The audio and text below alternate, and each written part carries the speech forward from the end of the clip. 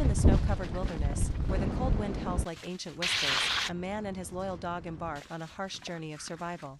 No electricity, no signal, no other people, only the frigid wilderness and their survival instincts. In that terrifying silence, they can only rely on each other to endure 3 days and 4 nights of life-or-death trials.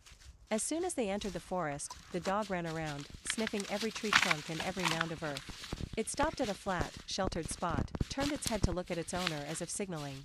The man nodded. They began to build their first shelter. He cleared the campsite, cutting down dry branches, felling trees, and sharpening each stake. The tarp was stretched out, and ropes were tied securely. He used a hoe to dig the soil, then used his hands to scoop up the icy cold earth and press it firmly against the tarp to protect it from the wind. The dog sat beside him, watching intently, occasionally barking softly as if giving a reminder.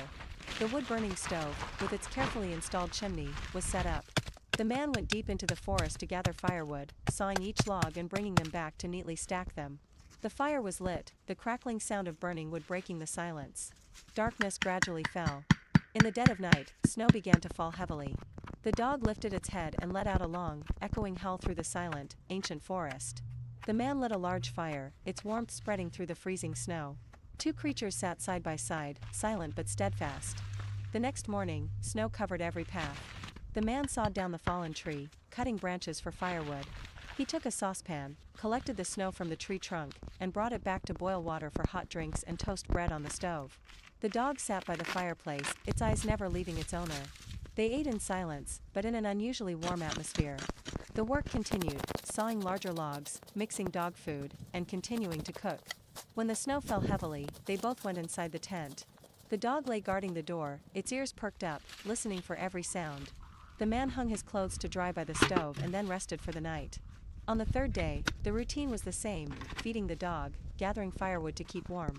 He roasted chestnuts on the fireplace, then sat and shelled them one by one. One chestnut was buried in the ground, a silent marker of his existence there.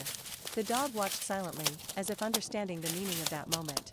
3 days and 4 nights passed in the cold, desolate wilderness. The man and his dog not only battled nature but also found strength in companionship. Amidst the bone-chilling cold and solitude, they relied on each other to survive.